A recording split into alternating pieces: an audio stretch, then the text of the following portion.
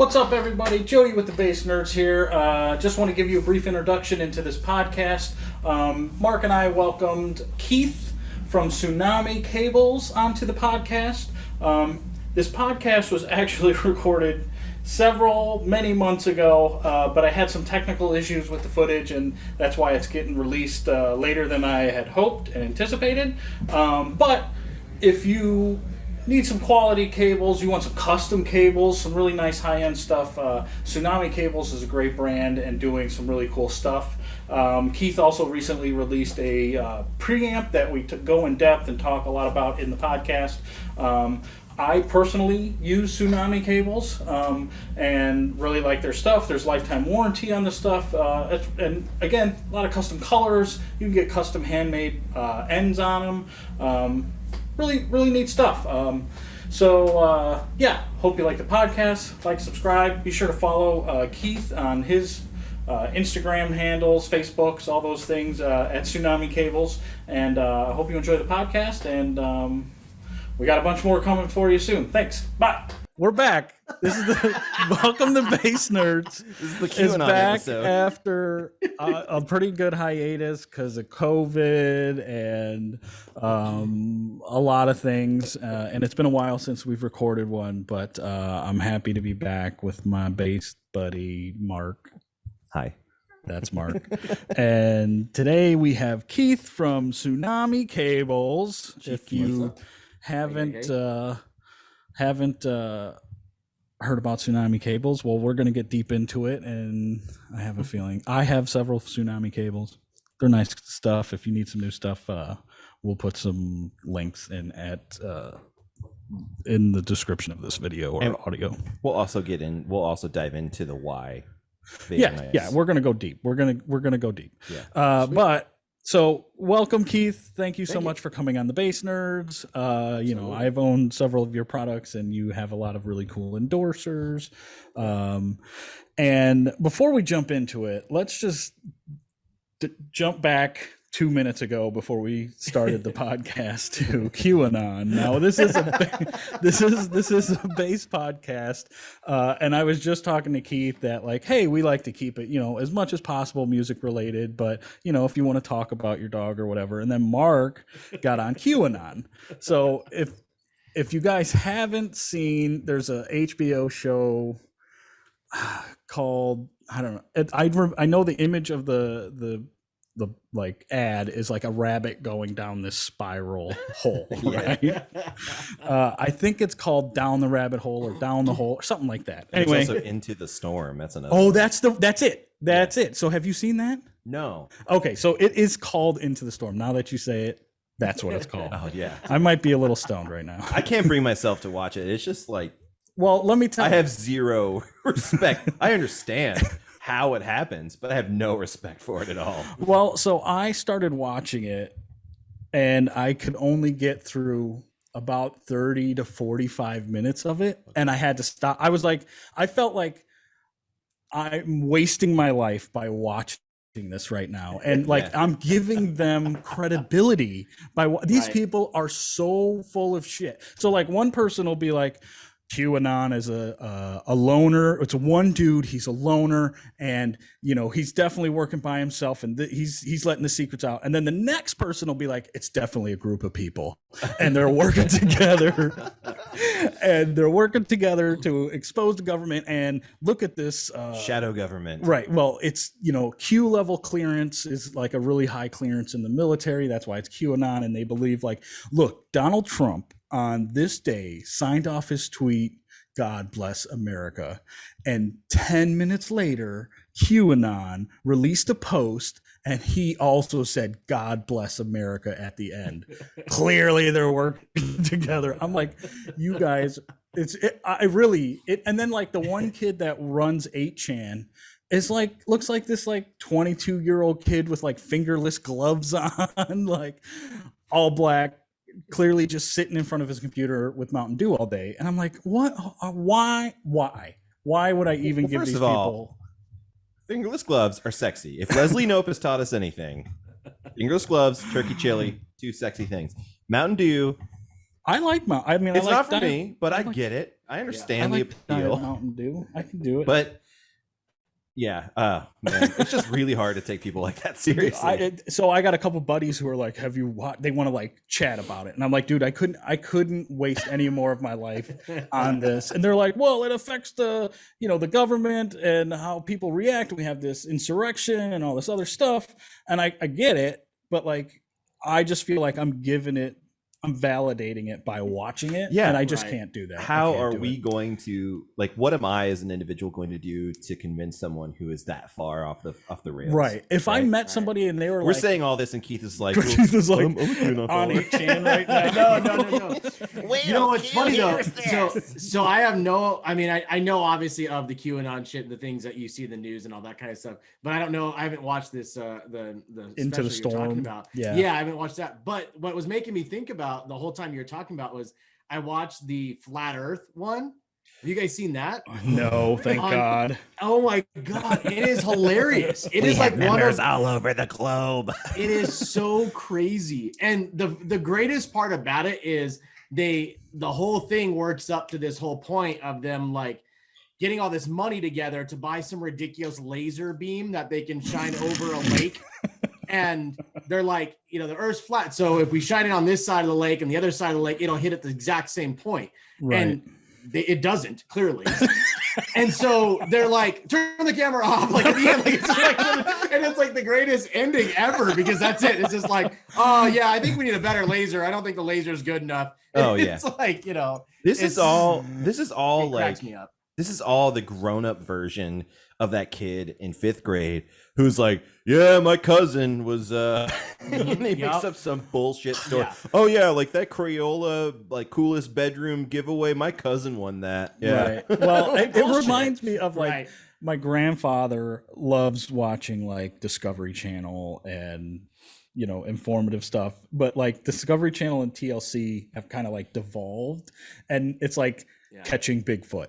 Yeah. And I'm like, and every episode it's like cliffhanger, what was that, and nope, it wasn't Bigfoot. Yeah, exactly. Yeah. Owl And they shitting just- in the woods. Yeah. Right. So, but there's definitely and that one, and then there's like another one called like Oak Island, where apparently there's one's buried crazy. treasure, right? Yep, And yep. they're always almost finding this buried Yep, treasure yeah. that I don't think really exists. And I'm Yeah. like, Grandpa, what are you doing? Wasting your life watching this? Yeah. Oh, well, it's kind of interesting. Not that he believes in Sasquatch or anything, but Right. Oh, yeah. Yeah. and I'm just like, no, I'm sorry, I'll watch something else, which is Yeah. not Into the Storm. I can't do that. No. But It's rough.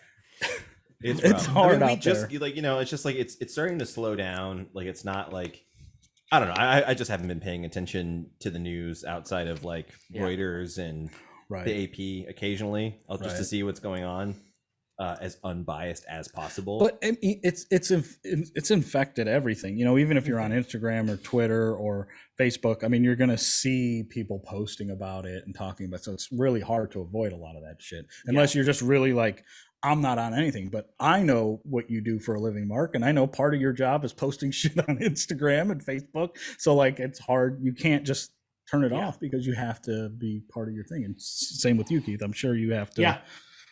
Be on that stuff and promote and paste, and 100%. I do it too, and so it's kind of a nightmare. But maybe that's what we need to do, is create like a social networking platform that is politics free. You can't talk about news or politics. I don't know how well that would go. Yeah, no, it would not go well. The opposite I of don't think so. 8chan. No. Well, let's dive into some music stuff here. Yeah, a nice way to segue would be, if we have followers of Q or people who are dipping their toes in, who are actually listening to this podcast, I hope you are offended, sincerely, and I have no respect for you, but I will talk to you.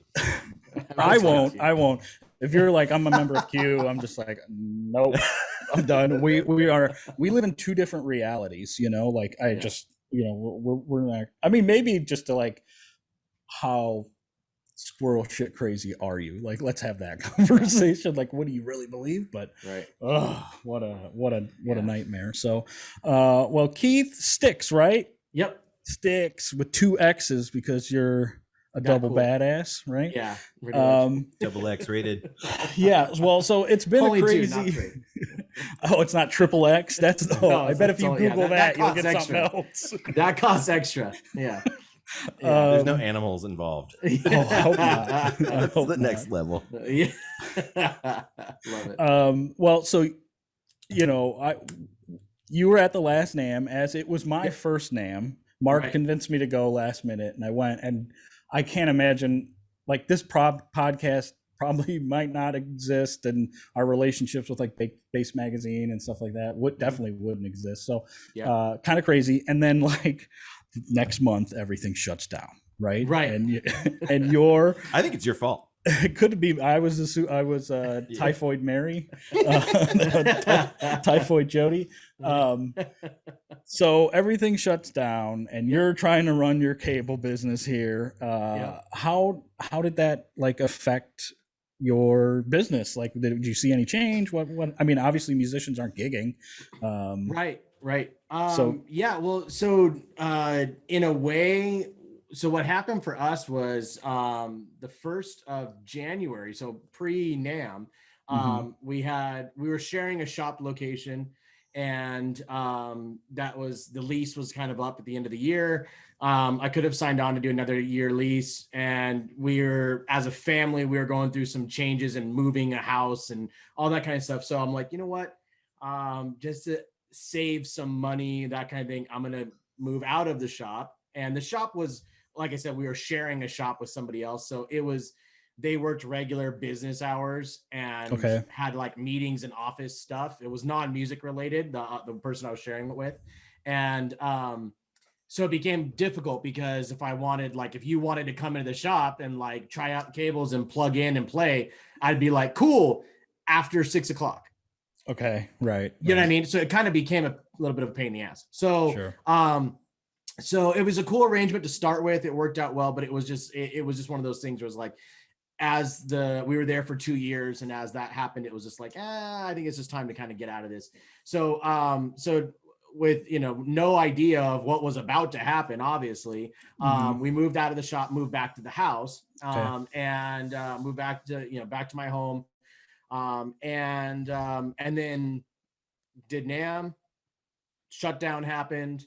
About 3 months later, we moved from the house we were at to a larger house. And we actually moved my parents in with us. Cool. So we moved them in, which is cool. And actually what was cool is I have now a 3.5 car garage. That's the shop. So nice. Which is rad, because it's actually like twice the size of the shop I was sharing. So so it's a lot bigger. And then plus I was able to take one of the rooms and make a little studio out of it. So it's kind of rad. I'm able to do that, which is cool. And the shutdown, so it totally worked. The shutdown didn't really have an effect on you at this point, because you're building out of your house anyway. Right. Yeah, exactly. So that worked out really well. As far as the business goes, what we noticed was all of the, what we already currently had going for, like retail sales and like, store orders and that kind of stuff, that happened, but nothing else obviously was like coming down the pipeline. So any of the store orders, that kind of stuff, anything that was like, hadn't been paid for, that all stopped, which, obviously kind of sucked. But what was interesting was, as the, money started coming in from the government, and, all of the, musicians getting, any kind of stimulus or whatever, we started getting a lot more of an influx of orders that were what we call our custom shop, which is like the crazy custom connectors and all the crazy stuff. So, which are a higher price cable. So it was kind of interesting. So we've actually had, over the last, say, 12 months, actually a larger influx in our higher price point cables than like normal years, which was kind of cool. So it's like people are, retail therapy, and across the board, a lot of the music industry has talked about that a lot more people, especially being at home now, people that normally maybe didn't, or always wanted to play guitar, never had the time to do it. So now they're like, I'm home all day. So I have time now to learn to play bass or guitar. So, the sales of music instruments has actually gone up, industry wide for, and I think that's a large part of it. I think it's a large part of the, not necessarily like the, amateur to pro, but like the beginner, people just starting into music, or always wanted that guitar or all, whatever, and just never had time to dedicate to play it or do something like that. Now they have the time. So actually for us, it actually worked out fairly well. And then plus, the added bonus of just being back at home, not having rent, to on a shop was nice. So it really worked out on, I mean, it was unfortunate in a lot of other ways, but definitely worked out for us in a fairly positive way. So, yeah. So. Awesome. So like, you overall, did you see a dip in sales or you saw an increase in sales? So we saw a dip. Yeah. And so I would say the beginning of the shutdown, maybe the first 3 months was a pretty big dip, was a pretty big drop, on sales. And then they started, like I said, as those checks started to roll in and unemployment and all that kind of stuff started coming in, we started seeing more of a gradual build. But the build, which was interesting, was the build was those custom shop cables, which it was kind of interesting that, I'd be expecting it to be, our regular standard cables, nothing crazy, but I think it was more of like that, a lot of people are talking about like the retail therapy idea of buying stuff to make them feel better or whatever. So, it kind of makes sense, oh, I've been meaning to, put together my pedal board. I've been meaning to organize my home studio a bit better. And now I have the time to do that because I'm not commuting to my job. I'm furloughed, whatever it is. Well, I think, I made my first Tsunami cable purchase, shortly into COVID. And it was partly because like, oh, I've got time in my studio now to do things like you said. And I realized that I had a bunch of cables sitting in the corner that weren't working, and I got really frustrated by that. And it was because I was being more active in the studio and recording more, right? So had I, been in a position where my job, where I didn't, I had kind of a similar situation to you. I own a construction company and remodel houses, kitchens and baths, stuff like that. And initially, like I was in the middle of a job, and the next 3 jobs I had lined up all canceled, postponed on me, whatever you want to call it. So immediately I was like in panic mode. Like I still got bills to pay, still got stuff to do, and I hustled a bunch of stuff together. But there was definitely a downtime there where I was like trying to make stuff work and didn't have work. So I was, as much as I was worrying about that, I was also in the studio. My wife writes a lot of music too, so she'll just like, all right, Jody, come downstairs and play guitar on this, and do that. But well, I'm glad to hear that it. I mean, it sounds like you made a couple lucky moves too there. Like getting out of your old place and then using the garage, and I mean. I do my best to minimize those costs, and I definitely envious of the 3.5 car garage because we have a 3-car garage and it's shared amongst my building, so we get one little car spot. Oh, right. And I can't even fit. I have a truck. It won't even fit in the spot, so I don't. It's now just full of like material and tools and stuff like that. Right. Yeah. Just enough to be annoying and look terrible. So, and when you were first starting out, you were actually building out of your parents' garage while you were finishing at MI. Yeah, correct. Well, so originally when I was at MI, I was born and raised in San Diego. Went to MI, which is up in Hollywood, up in the Hollywood area, and so I had an apartment up there, and my roommate and I were building cables out of the apartment. And selling them at MI. So so that was and really in the beginning, it was just for beer money. I mean, that was the idea. We were literally selling cables, taking taking whatever the cost was and, putting it back into the cable to buy more cable. And then the profits were buying, 6 packs of beer. So, so that was literally what it started was. And then I moved back to San Diego, had, like a rehearsal room that I kind of turned into like a live studio situation. But I built all my own cables. I did all of that myself. And so I would bring in bands and friends that I was playing with and that kind of stuff. And to play. And of course they'd have some janky cable or whatever, making all sorts of noise. And I'd be like, here, play this, use this instead, and they would just be like, oh shit, what is this? This is cool. And so that's really where the whole company started. So, and then, so what, like my thought process, like I get the idea of like making cables, you need to make some beer money, extra bucks, few here, Yep. there, whatever. Yep. But I also look at the cable landscape market and I go Yep. like, how dare I even try to compete with like Fender guitar cables or Planet Waves when Right. these guys are really making, decent stuff at a really affordable price. Like, Right.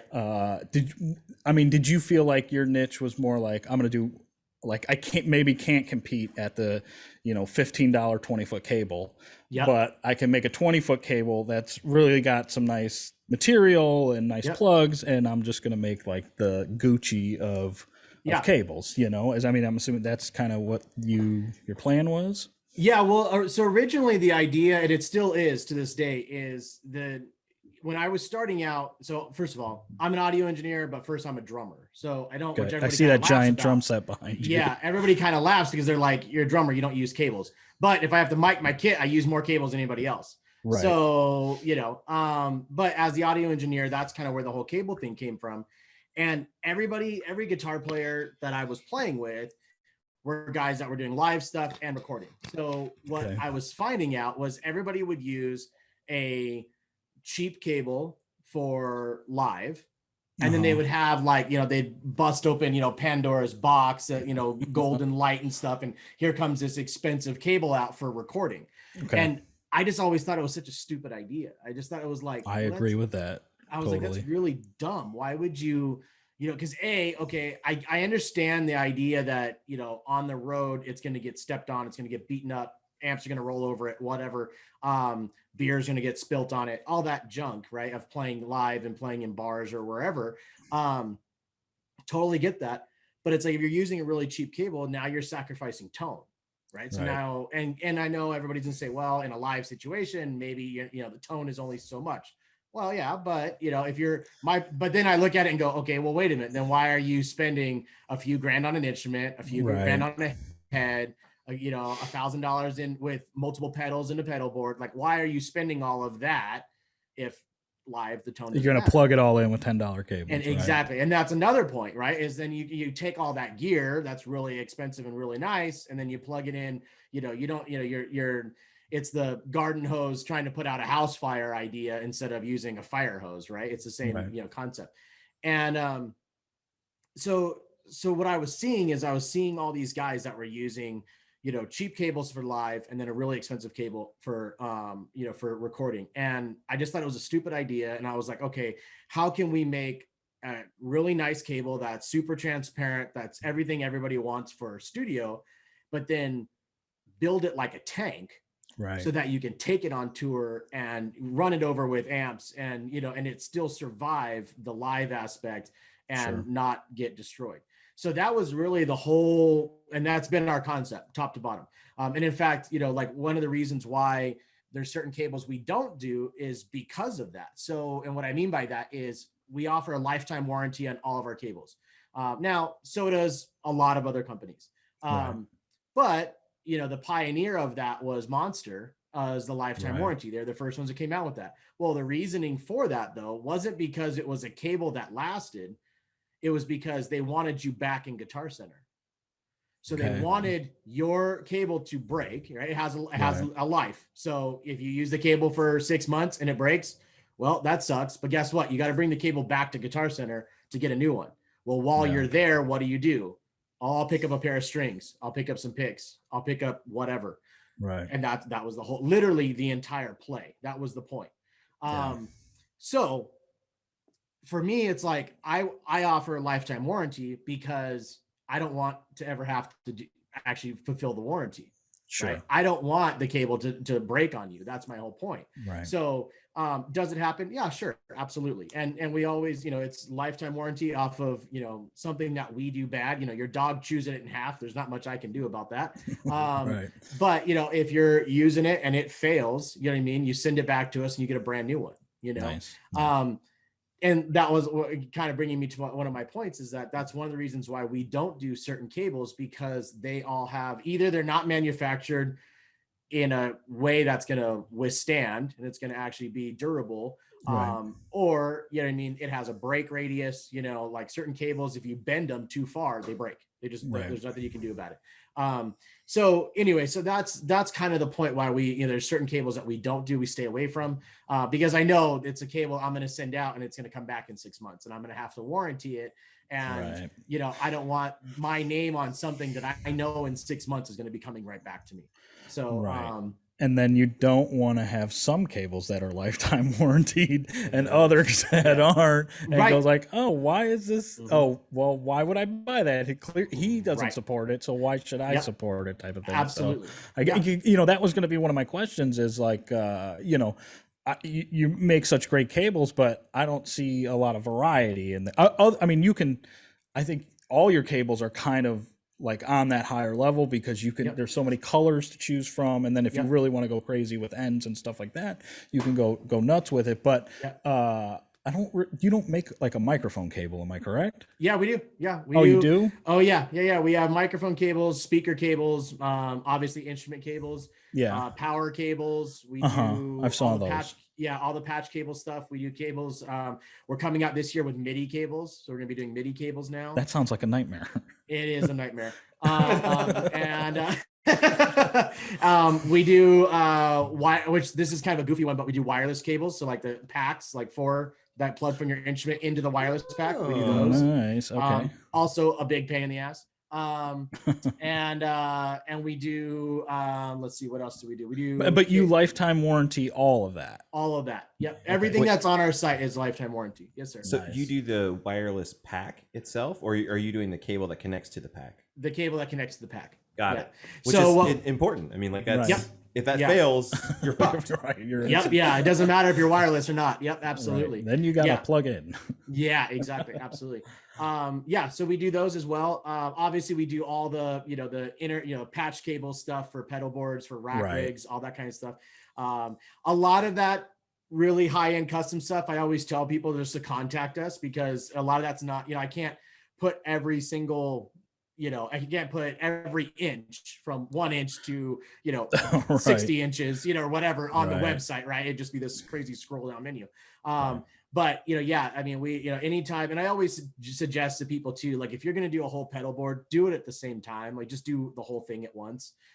Measure it all out, map it out, contact me. I'll help you. I can Zoom or call you and we can walk through the whole measuring process to get everything exactly the way you want it. And I mean, I've even had guys literally ship me their board.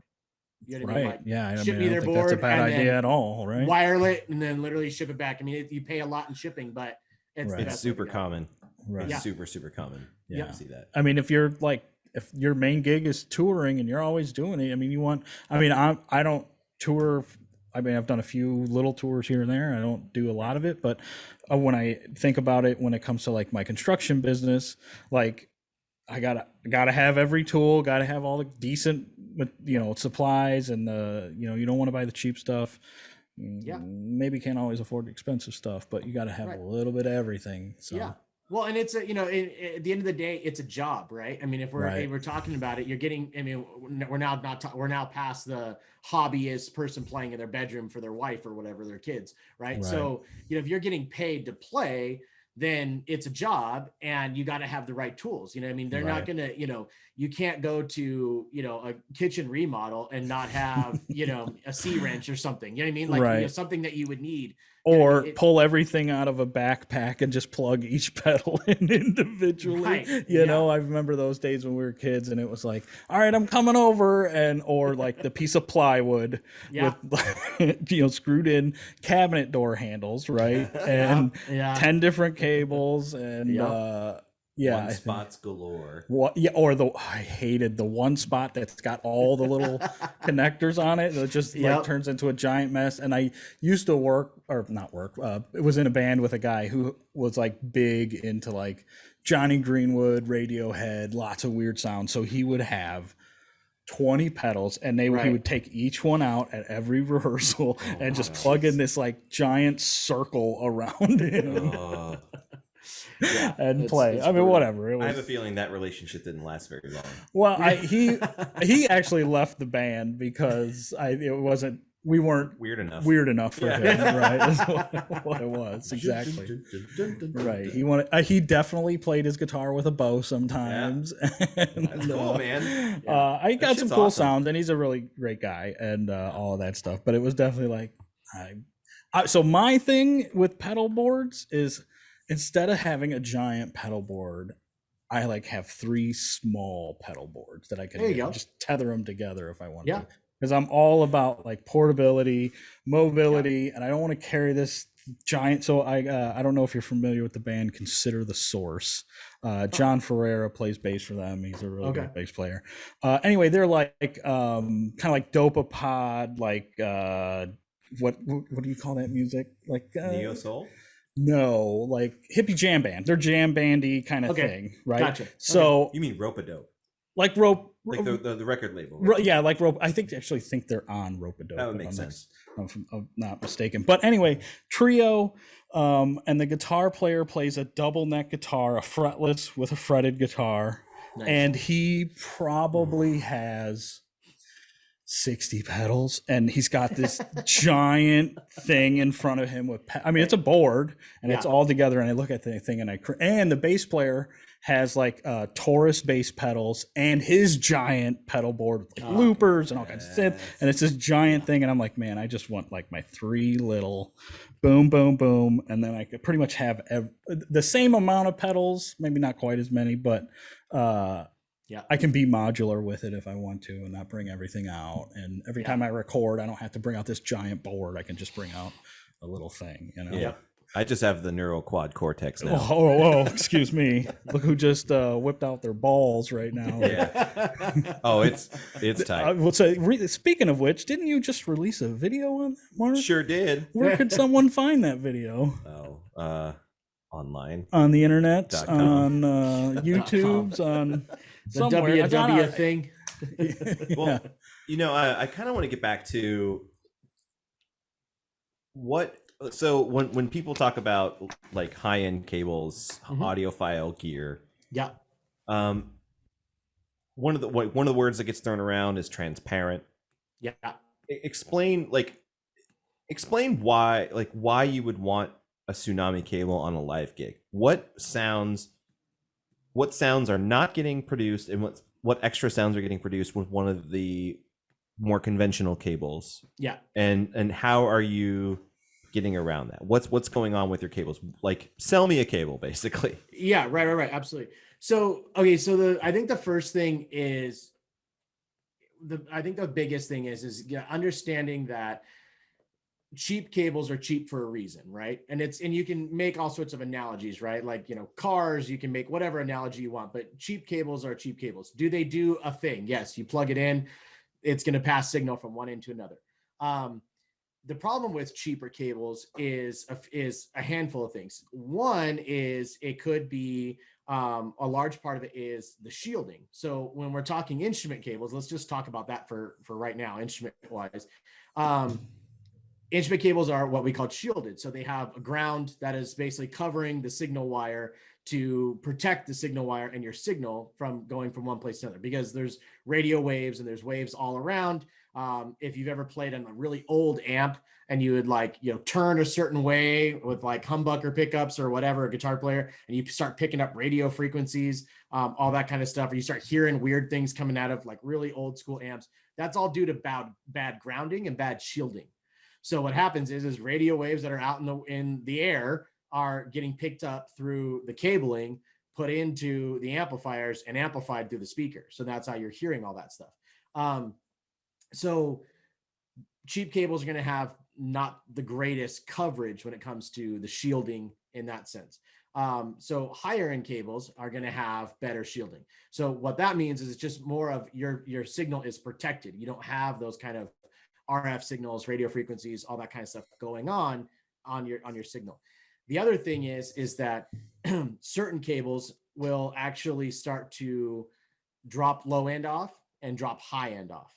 So that's what starts to happen. A lot of it, I'm not going to, fill you with a bunch of snake oil, but a lot of it is stuff that's even unaudible. So like there's a lot of cable companies, not to bag on Monster per se, but they are like the key marketing company when it comes to cabling. And a lot of their marketing was done off of inaudible research. So stuff that your human ear can't hear. Interesting. So, it's like this one sonically is better than that one. Well, yeah, but the only one that can tell that is a dolphin. You know what I mean? Like you human can't hear the difference between these two. Okay. So there's certain things that have to do with that. There's other cables, and I'm sure you guys have seen it, the cables that are, bass cables that are designed for bass guitar, cables that are designed for jazz, cables that are designed for rock, all that kind of stuff. Typically, all of that, what that means is that is adding in a frequency amount of resistance to those cables. So in other words, it's taking out frequencies that the company is saying this genre of music, right? So, or let's even make it easier, say bass guitar, we're going to say doesn't have this much high end. So we're going to add resistance to the high end and cut that high end out. So then all of a sudden it's a bass cable. But now what happens whenever you start playing slap and that percussive slap tone is at 2K, right? That's at 2000 hertz. Yeah. So, and then you start playing upper register stuff, or you have an extended range and you're going really high up register wise for your bass. All those kind of things, it can start to affect the tonality. So in my mind, when I say transparent, my goal is that whatever signal you're putting in one end is what you're getting out the other end. That's literally what I mean by transparent. So if you ever hear us use the word transparent or in literature or whatever from us, that's our goal. Which is, there's certain times where that actually has backfired, because if you plug a shitty instrument in the front of it, guess what you get out the back end? A really shitty sound. I've had that. I literally have had that. I've had to return. I've had to give somebody their money back and return, they sent the cable back because they're like, I got this cable and now my amp sounds like shit. And I'm like, well, what did you put into it? Well, my same, Squire bass that I've had for, 30 years or whatever. And it's like, well, okay. And we start looking at it and sends me pictures of it and the thing's trash. And it's like, well, what do you expect? Right. It's sending all those things that the cheap cable was actually blocking out. Now all of a sudden our cable is like, this big, big fat hose, water pipe that's just letting all that stuff through. And now you're hearing all of that junk that actual instrument was producing. So the other part of all of this is, like I was saying before, is the durability standpoint. So for me, the best cable in the world doesn't mean anything if it doesn't work. Right. If it craps out on you after 3 gigs, after 6 gigs, after 6 months, after 6 years, it's not worth it. So, I've got guys that are on our roster that have been with me for longer than this November, the company will be 15 years old. I've had guys that are some of my first artists, that have been with me for 13, 14 years. And with their still same set of cables that they had, then, and I've even asked a lot of them, I'm like, send it back. Let me update it, because it's old. I don't use that shit anymore, or whatever. But yeah. And so, and then likewise, I have guys that have toured the world multiple times with thousands of shows on their same set of cables. So for me, those are like the testimony things. And yes, it's easy for me to say that. It's my company. Of course, I'm going to say good things about it. But at the end of the day, I want these things to work. That's how I look at it. I don't want, and I always, whenever something does break or doesn't work, I always want it back. And it's not because, Jody's trying to get a free cable out of me. And so he's trying to, do that deal, oh, it doesn't work and send me another free one. I want it back because I want to see what broke so then I can fix it down the road, the kind of thing. So, but yeah, and so Mark, I hope I kind of answered your question there. You did. But, yeah. One of the things that you brought up was companies that make cables specifically for different applications. So like a company that makes a bass specific cable. Yeah. Some of the ones out there you could tell are selling snake oil. Yeah. And then there are others out there who explain the physics behind it, the properties and what they go and do to make it more bass friendly. For instance, like one of the ones explained that they use a thicker gauge wire, right? Which allows for more lower end frequency to pass through. that makes sense to me. Whenever a company is saying we're going to remove this, like without your consent, nah, I'm not going to spend money on that. Right. I want to be able to control. My I didn't know what when you were like. There's active cables too, by the way. I don't know what I would have thought the difference is between a bass specific cable versus a guitar cable or whatever. I just this company thinks this is better for this purpose. I'll just do it, Right. I didn't realize that they're like, well, no, we're putting resistance in it, and we're coloring your tone in a sense, which I pick my tones very deliberately. You know what I'm saying? Absolutely. So well, and I mean that's your signature, right? That's how we all look at it. And we're all, to a certain extent, we're all tone junkies. We're all somebody that, we're constantly picking apart tone. We're constantly tweaking our tone. We're never 100% satisfied. It's always like that next little thing or whatever. Right. And so, I don't want to be putting something out there that's going to affect that. Right. And I look at it like my job as somebody who makes cables is to connect devices. That's all we do. We connect things. Right. So we're connecting your guitar to your amp, or your bass to your amp, and your bass to your pedal board, from your pedals to your amp, whatever, right. Whatever your configuration is. But my thing is that if you're going to spend $1,000 plus, right? Let's just say that for an instrument, you want to hear that instrument. Right. You paid that amount of money for a reason. Why would you? And again, that's the same thing that doesn't make sense to me, is why people will spend a few grand on an instrument and then buy a $10 cable. It doesn't make sense to me. I mean, that was always my sales pitch when I worked at Bass Club, and people were like, because I remember we had a high-end cable. I don't remember lava cables. Yeah. And they'd be like, oh my God, $60 for 10 feet of cable. I'd be like, well, you just spent $4,000 on this MTD from me. Like, what's the problem here? You know?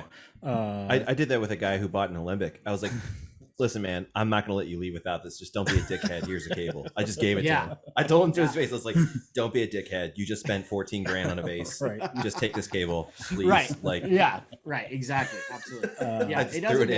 It doesn't make sense. Or what's even better is like they might even spend a decent amount on the cable going from, unfortunately, not to pick on guitar players, but I always see it with guitar players, is they'll buy like a vintage Les Paul or something really nice, and then they're going to run it into their pedal board. And it's where the pedal board is where they buy all those fish bowl right next to the register, molded cables that are like neon yellow and green and all these stupid, crazy things.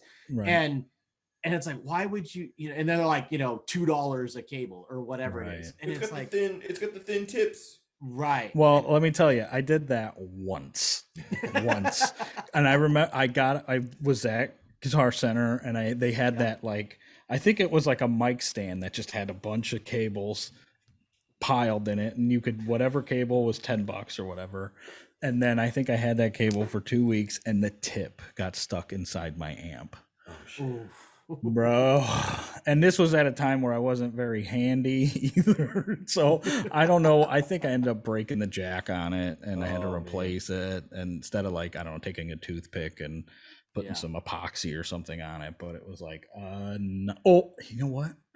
Yeah. I think it was like a crate amp though.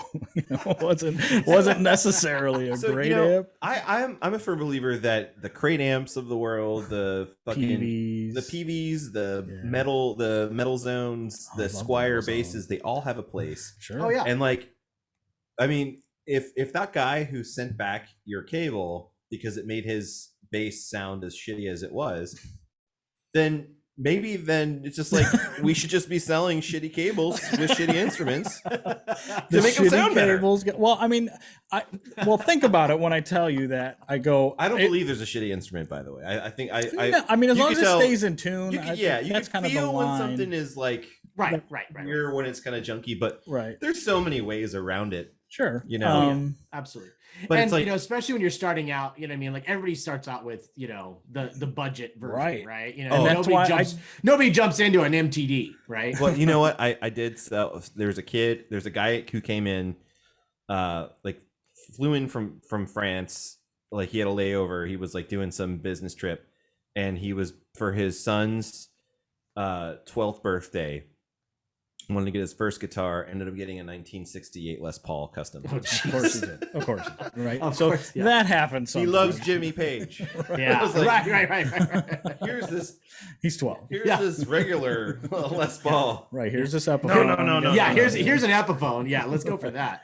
Yeah. Well, that's, you know, I mean, I haven't owned a crate amp in 20 years or whatever. Hey, so man, they worked for Bob Weir. hey, it was a great amp, you know, but it also, like, I mean, that was a time in my life where I could only afford the $150 amp and the $300 guitar and the $10 guitar cable. Right. That, you know, it was like having that junk car that always broke down on you or always had a problem or what. I will say though that my crate didn't break down on me. It was actually, I think I ended up selling it, but it was really because I was young and I wanted to be a rock star and I wanted a guitar amp that had 2 speakers in it.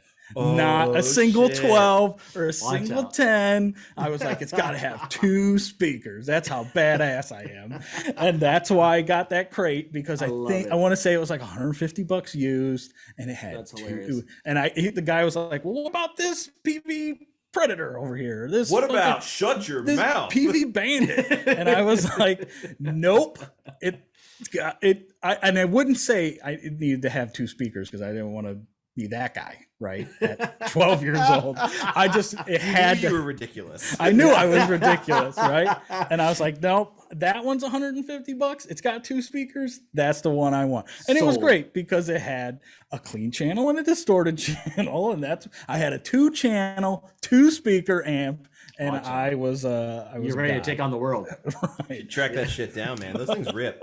Yeah. I mean, they're durable. Sorry. Yeah, sure. What I was gonna say is that, you know, I'm also very aware that, you know, we're not, you know, not that there's anything wrong with a Squire bass or you know, any of the budget stuff, that, you know, kind of stuff. I totally get. There's a huge place for that, and it's a huge market. But I know that, you know, our company is not geared towards that market, and I'm okay with that. You know what I mean? Sure, That's you know, and I've had guys that have said that, man, if you made like a budget cable, you'd be killing it. And I'm like, yeah, but that also takes my brand and takes it from being up here takes it to being down here. And I don't necessarily want to do that. You know? Well, when you sell your business for $50 million in a couple years to Monster Cable, they're going to make you a budget Tsunami cable, I'm sure. Yeah. But you know, I just firmly believe that having gear that you don't have to worry about when you're on stage.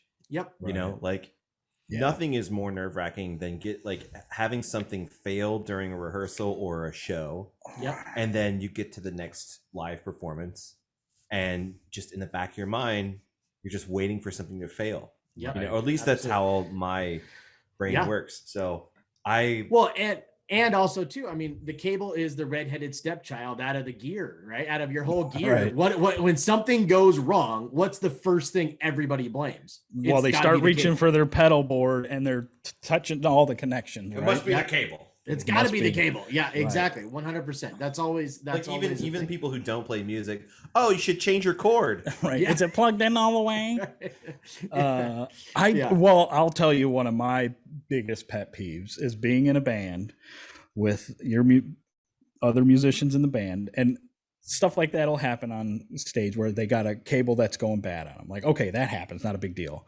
Right. But if you're going to come to the next 4 rehearsals with that same broke ass fucking cable that's constantly breaking and cracking and making noise, I want to choke you to death. Like, especially nowadays with like an Amazon or, you know, being able to buy Tsunami cables online, like you can order it, it'll be at your house in 3 days. But if you keep coming to rehearsal and your guitar solo keeps cutting out, like we got to have a talk. Like, are you for serious about this? Chris, Change your fucking cables. Chris from Huntsman. My band. No. Oh, I'm definitely sending him that clip. Right? No, it's a pedal actually that does it all the time. Well, it's that like input jack. I'm just gonna take it away from his boy. He's gonna show up and he's like, "Whoa, where's that fuzz pedal?" I'm like, oh shit, it's being repaired. So I got a good friend of mine, a piano player, pretty well known piano player in Chicago. I won't say his name, but his fucking keyboard stand was always like about ready to break both of his legs. So one day we just showed up with a new keyboard stand and said, "Here you go.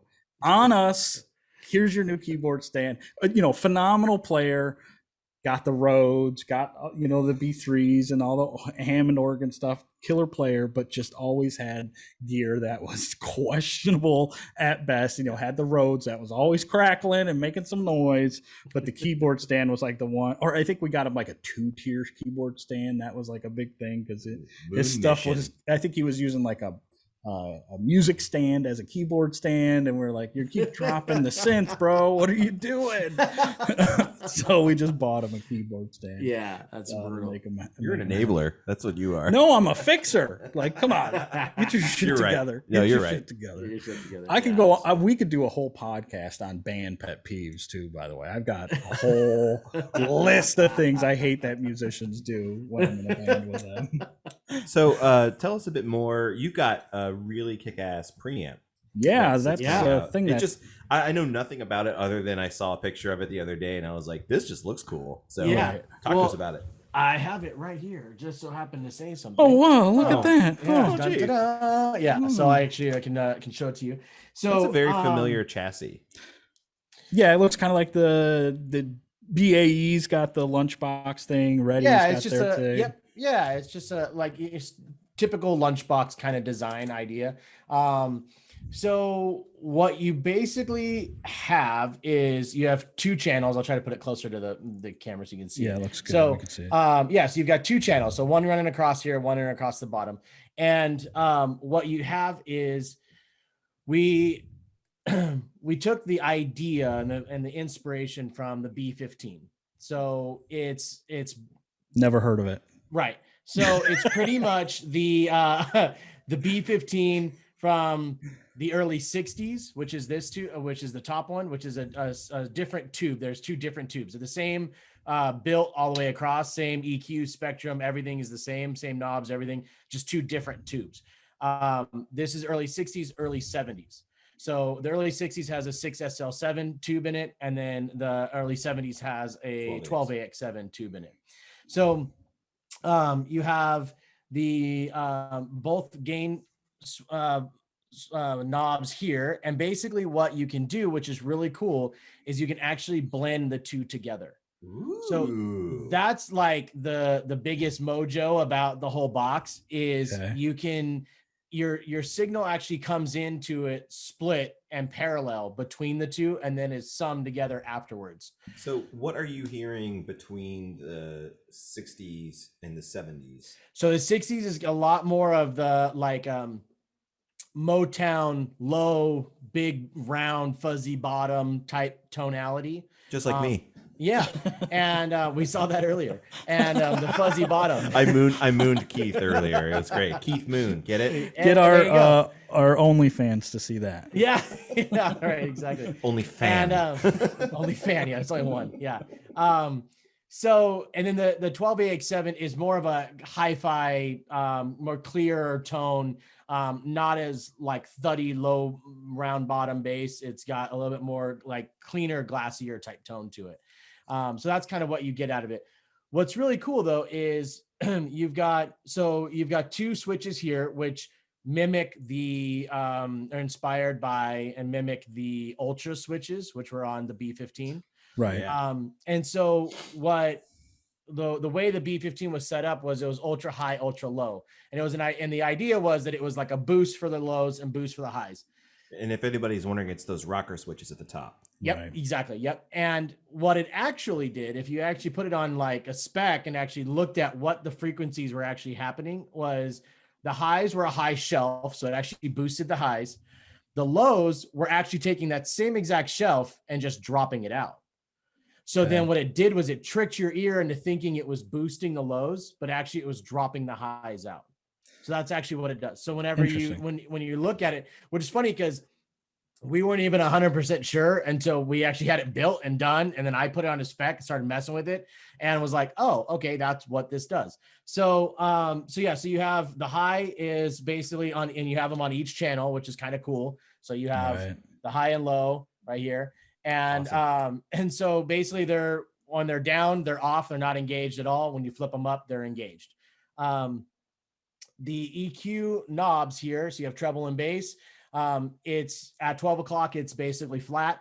As you roll it clockwise, you're boosting that spectrum. And then as you take it counterclockwise off of 12, you're taking it out. And they're both really wide Qs. So if you're looking at an EQ spectrum, right, the real, Q is like how narrow and focused you are on the actual EQ. So this is like a big wide bell. And that's one of the reasons why they also had on the B15s in the beginning, they didn't really have a mid knob because they were so wide, they almost touched together in the middle. So it's really like, the lows are huge, wide spectrum for the lows. Highs are a very wide spectrum for the highs. That QAnon follower that's watching this is probably like, he said Q. He said Q. He's talking he to said me. Q He's at talking to me. 33 minutes and 42 seconds, Which there's means 33. If you add 33, it's 6. Stay with me now. Times 2 is 12. Yeah. right. So again, it's all tube circuitry. It's 2 tubes in here. You have after that, that's basically the vintage part of it. After that, we kind of go way modern. So you have your input here for your bass. This that says bypass is, I'll tell you why it says bypass in a second, but that's an instrument level like throughput, like you would have on a DI. So it's an instrument level output. The knob right next to it is a master volume for that output. So if you need more gain or less gain on that output, you can use that knob right there. Doesn't affect any of the other outputs or anything else. On the front panel here, you have a stereo headphone jack.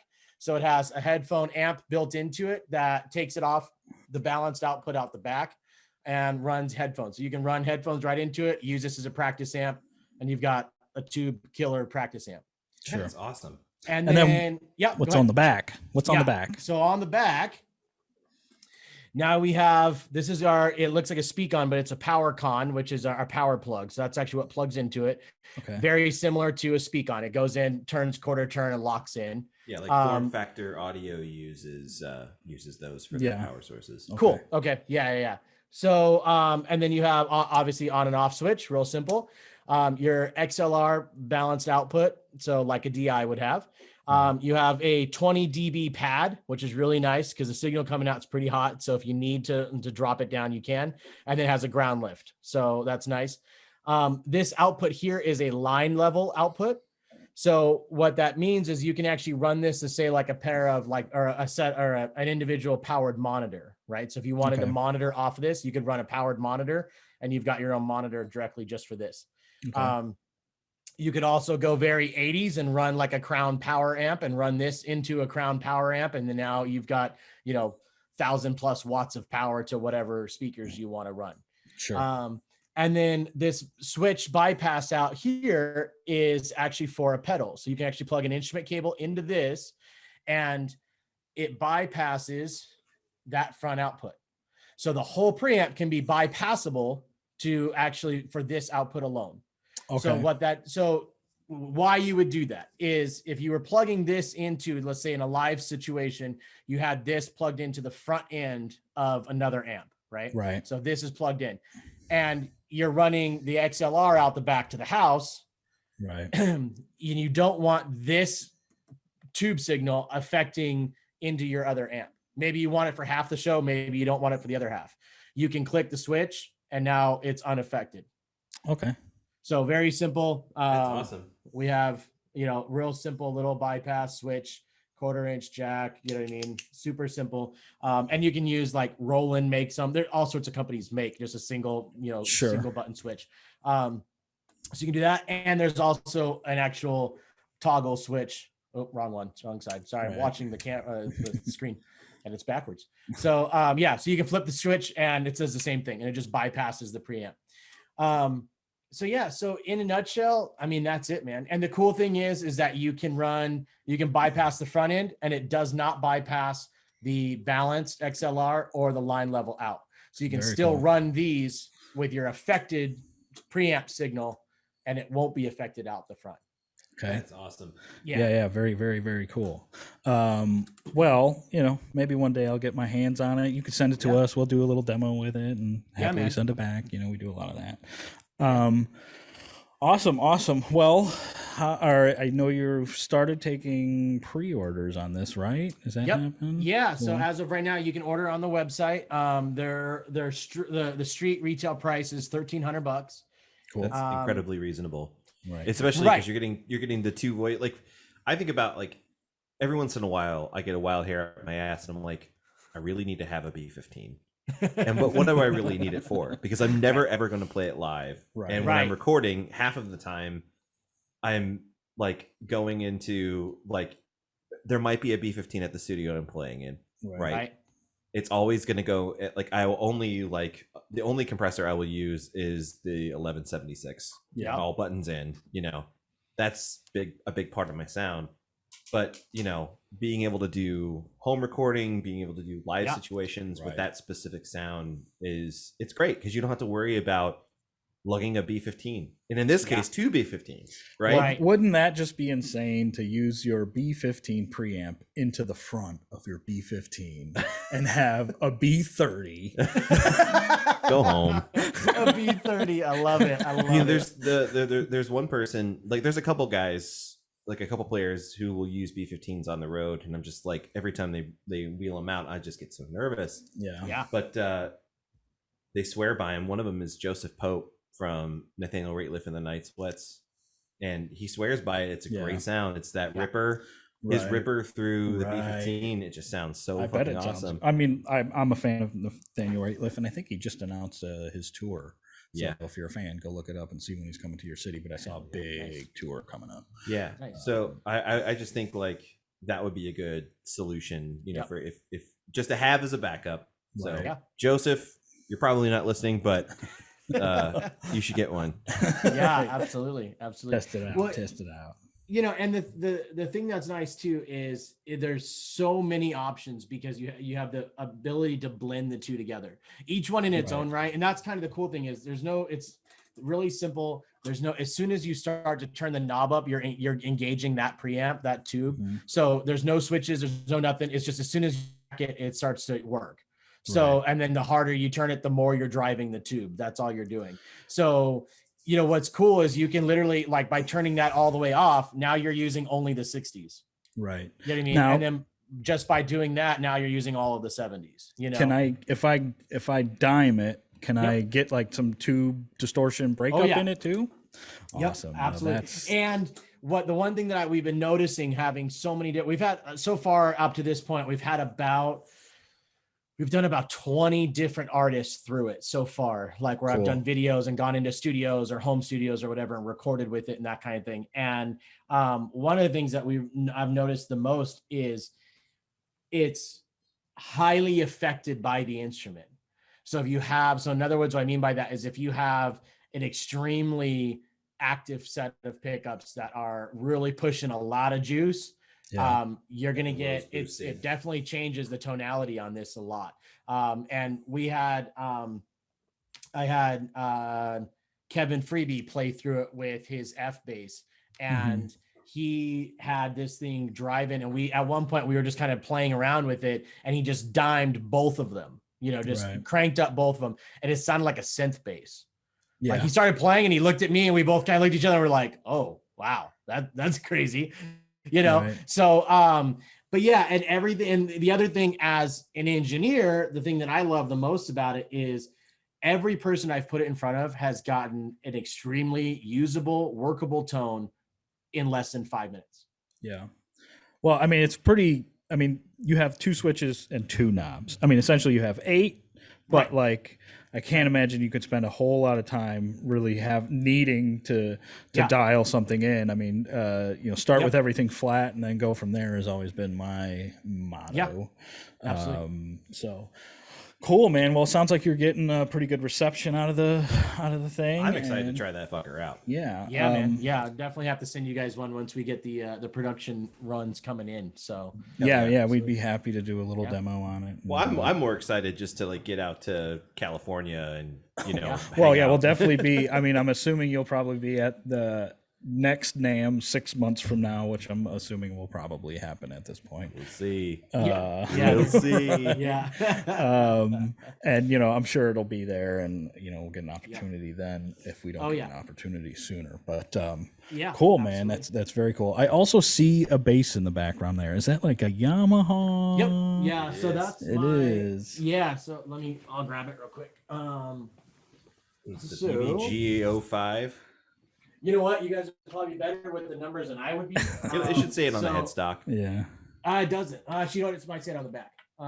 It's a BBG5. BBG5. BBG5. I had that exact bass. Yeah. Nice. So you'll love the story about this. So I had a recording studio at one point, and we needed a bass for the studio. So of course I'm scouring Craigslist, as everybody does, and somebody had this bass for sale for $150 with a hard case. Wow. And the guy was like, I called him up and I said, does it work? And he goes, well, you plug it in and I don't get any sound. Nothing's coming out of it. And I was like, okay. And so I took a friend of mine who was at the time just starting out luthier. And I said, I'm a drummer and audio engineer. I don't know shit about bass guitar. Come with me and tell me if this thing's worth buying. And he's like, well, just by looking at the case alone, the case is worth $150. So we went in and he looked at it. And as soon as the guy opened the case, he said, yep, buy it. And I was like, all right. So I bought it, and it was a 9-volt battery. The battery wasn't working. Battery was dead, and that was all it was, and it worked. Then I had what was really funny. So this has been, if you've looked at it, it's been hot rodded up. I've got hip shots on it. Mm-hmm. I've got Bartolini's. So and those used to be single coil pickups, right? I believe so. Yeah. Yeah, like jazz bass pickups. Yeah. And then you had it routed with the other Barts. So and so that's what it originally came with. The guy that I had had EMGs in it. Okay. And which like the soapbox style. So we didn't have to do any routing to put these in, which was nice. That's awesome. Yeah. So but anyways, I had this at NAMM, not 2019, no, 2018. And it was sitting in the booth. Nobody played it the entire show. Sunday afternoon, so last day of NAMM, some young guy comes up and he's talking about endorsements and all this kind of stuff. And of course, he's like, "Hey, do you mind if I play your bass?" And I'm like, "It's probably not in tune because no one's played it all weekend." And he's like, "Cool, no problem. I'll play with it." So he gets it and he starts playing. And I'm kind of just talking to some people, and he's tuning it. And all of a sudden, I hear "patang," and the nut, the top of the cracked and broke off. And the guy was like, "Here's my credit card. Whatever it costs, just take care of it. I'm sorry." He felt so bad. And I was like, "No, dude, don't even worry about it. It's fine." I'm like, it was, it didn't cost me much anyway. So I wasn't that worried about it. I'm really good friends with Pete Hilton. Are you guys familiar with Pete? I'm not. Okay, so Pete makes he has Hilton basses or Hilton guitars, but he mostly makes basses. I feel like I've seen Hilton basses. Are they like really mosaic-y? Like they can't. Yeah, he has done a couple. Yeah, so I've seen those then. Yeah. So Pete's big thing is he was Carl Thompson's like right-hand man. For, right, there it is. Yeah. Okay. I met him at Bass Player Live a few years ago. Okay. Yep. Yeah. Those things are awesome. Yeah. So he's, I mean, amazing. First of all, they. I mean, I'm not a player, but from everybody that I know that plays, they're a dream. They play amazing. Yeah. And they sound better, to my ears, than the two Carl Thompsons that I've played. And in the spirit of transparency, those basses were trashed, and they were like the earlier models and stuff like that. So right. And so he lives out here in LA. A really good friend of mine. So he just so happened to stop by the booth Sunday afternoon, and I was like, "Hey, I got some work for you." And I'm like, "I want to bring this by and have you fix it." And he goes, "Yeah, no problem." And then I started talking to him. I said, "Well, while I'm doing that, it had gold hardware on the whole thing. Yeah. And the gold was all like pitted and just looked like shit. And I hated it. And so I was like, well, what do you think about? And so Pete normally shows his basses in the hip shop booth. So that's where he has his basses, are in the hip shop booth at NAMM. And so I said, hey, why don't I go talk to Jason at Hip Shot and see about getting some hardware for this thing? And he's like, oh, absolutely. Yeah, let's go talk to him. So we went over, I showed him the bass, and he's like, absolutely. And he goes, you know what? Send me 2 cables and we'll call it even. I'm like, done. That's so awesome. Traded that. And then one of my artists is E. Pruitt, who is the artist relations for Bartolini. And so I hit up E and I said, hey man, I've got this, bass that I'm kind of, Frankensteining or whatever you want to call it, hot rodding up. I need some pickups for it. And he's like, yeah. And he sent me actually a whole new preamp and the pickups and everything for it. And then we did a custom, I don't know where it's at, but I have a custom orange cable that we did to match those knobs. So we did those knobs as well as a matching cable that matches it. So that's awesome. See that. So, I love it. That was my first, that was my second 5-string was that bass. And I brought it here to Chicago. I played some shitty bass at Music Around. It was like a Stag bass. But it sounded really good out of the box, and I actually had already modded my Yamaha with I put like a pair of Bartolini like single coil pickups in there. Okay. And I sold it, and I definitely regretted it because I went down to a 4-string because I felt more comfortable on a 4-string. The 4 sounded fine, but just didn't. I shouldn't have done it. Yeah. But live and learn, doesn't matter. It wasn't a very expensive bass, but like some years later, bass player by the name of Bobby Wooten comes into the store at CME. He was a friend of one of the drum guys and in a band together with him. And he's got his bass with him, and it was my bass. It was the exact one. And I was like, dude, where did you get this bass? He's like, I got it a few years ago at, you remember that music go round that was on Milwaukee Avenue? I was just like, dude, that's my bass. I sold it there.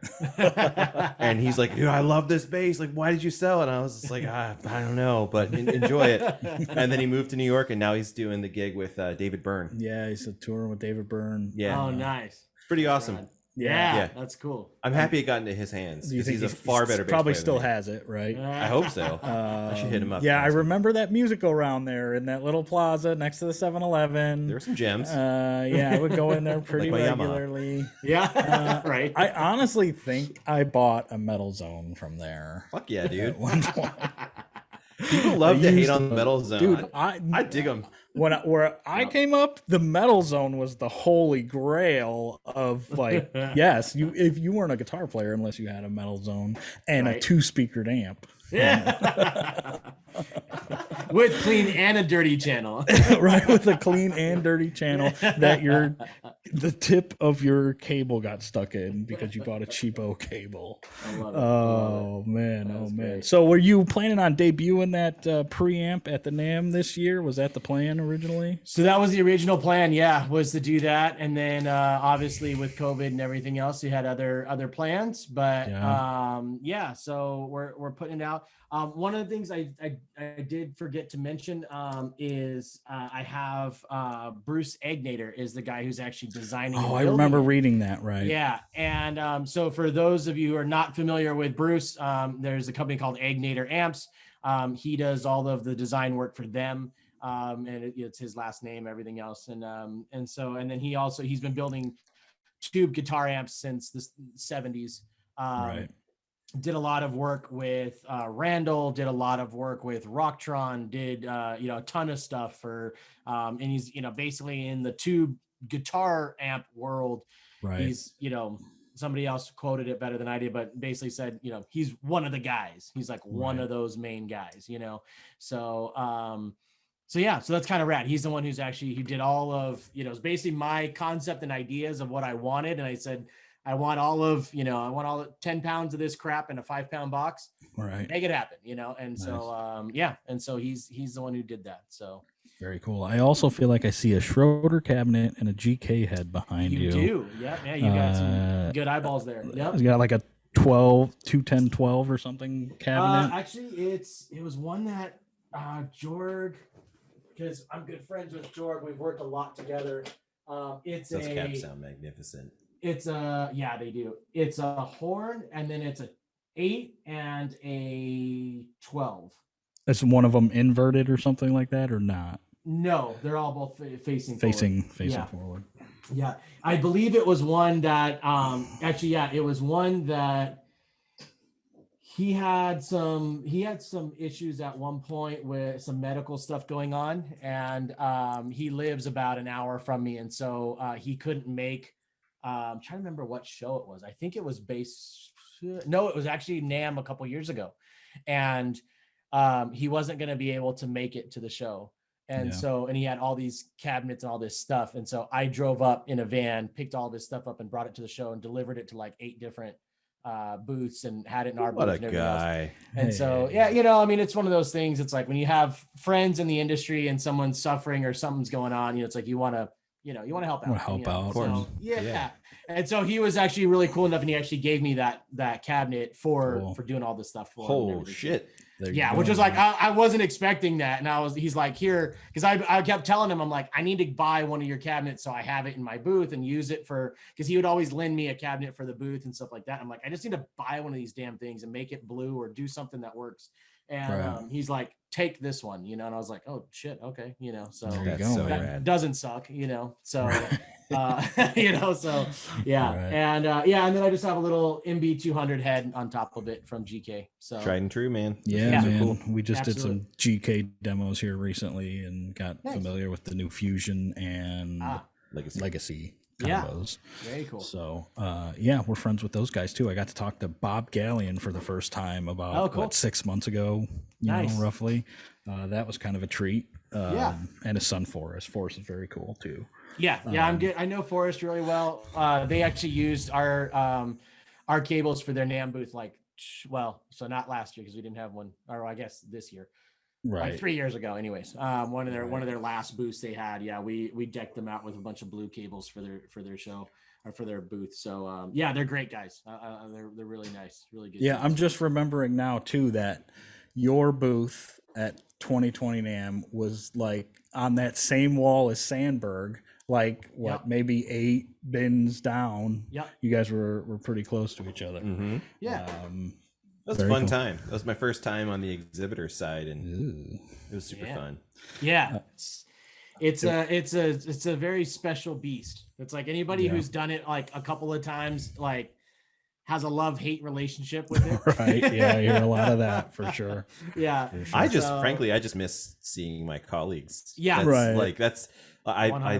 Really I can't wait to get over. I'm going over there in September, and I'm so fucking thrilled to hang out with them. Well, hit me up when you're out here, because I'm not that far. So. Well, I was talking about going out to Germany to see Sandberg. I thought you meant LA. Sorry. But I will be in LA next month, actually. Oh, cool. Yeah. Yeah, I'll be there for about a week. What are you doing? Where are you going? So Rupert has never met my in-laws. Rupert is his son. My youngest son. Nice. He's a year old now. Named after Rupert Neve. Oh man. After Rupert Giles, Rupert Grint. It's just a cool fucking name. It is a very cool name. Yeah. I was gonna say, I'm like, shit, Rupert Neve, man. You can't go That's wrong right. With that. Yeah, I can't go wrong with that. That's my wife does not know who Rupert Neve is. I don't think. Sorry if you do. I don't mean to marginalize you, babe. Yeah. But dude, this has been awesome. Yeah, I think this is probably a natural stopping point, unless there's anything else you wanted to discuss. No, man.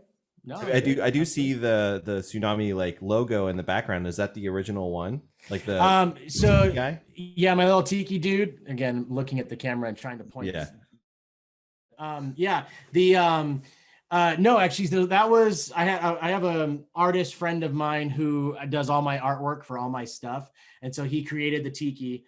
And then I had a artist, actually a wood carver, that hit me up on Instagram and was like, hey man, this is what I do. I'd love to make the tiki guy if you would send me like a high res image of it. I'd be happy to make it, and then maybe we could work something out. And I think I traded him like a cable for it or something. But That's awesome. yeah, it was really cool. It's like one of the corners on it broke. I had to like re-glue it on. But yeah, it's super rad. You know what I mean? It was like When really did you cool. when did you make that? Make what?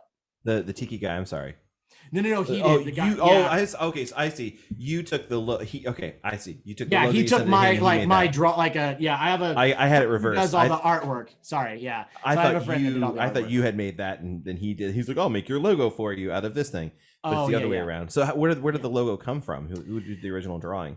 There's one of my buddies is his name's Juice, and he does artwork. Yeah, He does all of my. He sells weed.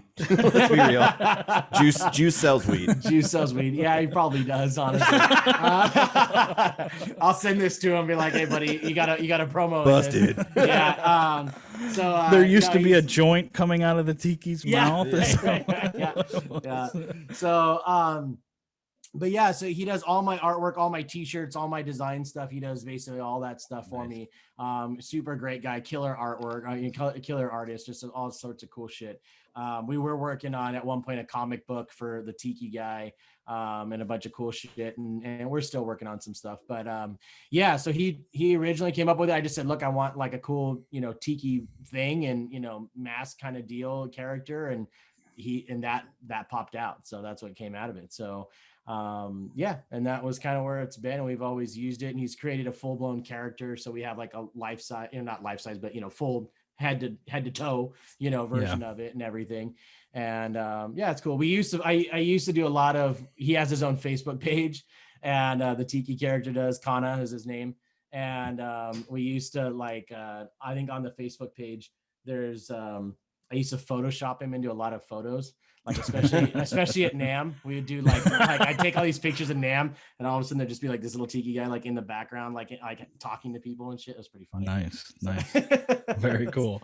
Very cool. Well, so if somebody wants a Tsunami cable or check out what you got, where would they want to go to do that? Yeah, tsunamicables.com. So and it's TSUNAMICABLES. .com, and we're on we're not on Twitter or Snapchat, but we used to be, but I pulled all that stuff because it just got too weird. So but you're on Instagram, right? Yeah, Instagram. You've been chatting on Instagram. Yeah, Instagram, Facebook, those are the two main ones. YouTube, we've been putting out a lot of YouTube videos for the V15. And I already seen a few of them. Yep, we've got a whole bunch of videos coming out with that. Actually, by the time this probably comes out, I'm guessing in a few days or so. Maybe a week, something like that. Yeah. So by the time this comes out, we'll have. We actually were able to A and B this with a real B15, early '60s B15. Cool. So yeah, and so that was really cool. So I have the audio for that that will put up in A and B and show people back and forth, which was really cool. But nice.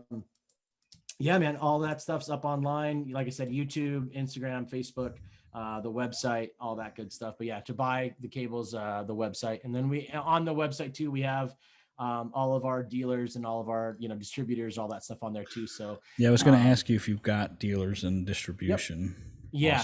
Awesome. Yeah. So a lot of that stuff's all up there, and which is nice because, for us, it's like if one of our dealers has the cable, it's on and they're close to you, it's always better to go there. Because we still have to make them, we make everything to order. We don't have like just a, whole wall full of cables, ready to go out. So we still make them to order. So, our wait time is about a week and a half, 2 weeks to get a cable.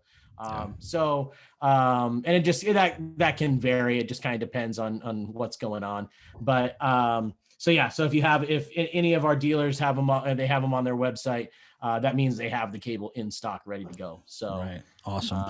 Yeah. Well, I can attest that, I've only had my Tsunami cable for about I've got two of them for about 6 months, and they've been working great. I do really, really like the material. It's not, for listeners who don't know, it's not that typical rubber cable that you see. I've got silicone. The textured, I don't know what it's made out of, spaceship material or whatever, but I mean, I think that obviously you'll be resistant to damages and things rolling over. It's actually a combination braid of unicorn QAnon. No, I was gonna say unicorn, like taint skin, and also schmegma. No, gross. So extruded. Yeah. So, and what I also think is very cool is, all the options. I mean, if you just want to go with like the basic end, quarter-inch end, whether it be right angle, straight, like that's one thing, but then you still have a ton of color options when it comes to the actual cable itself. I think I got a blood red and like a really rich purple one, because I like to be able to identify things, which one's going to my amp and which one's going to my guitar or pedal really quickly. But you're colorblind. I am partially colorblind, but I can see the difference between red and purple. At least I think they're red and purple, like bitch, this is gold.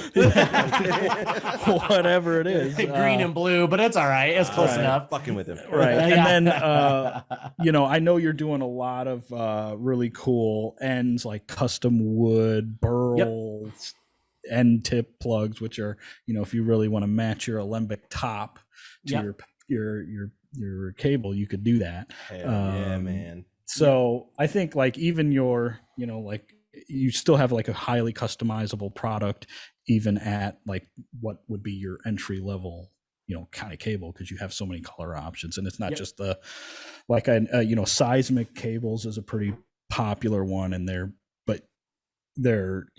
red, blue, Roy G. Biv, right? Like there's no, it's like the very primary colors, which is cool on its own. I think that's what this microphone is plugged in with. But your stuff is like, next level quality, cool looking than just like a red cable versus your red cable. There's clearly a difference, Awesome. So we'll put the links below in the description of this. Go like and subscribe to all of Keith's Facebook and Instagram pages. And anything you'd like to add, Marcus? No, No, this you're is good. awesome. You're good.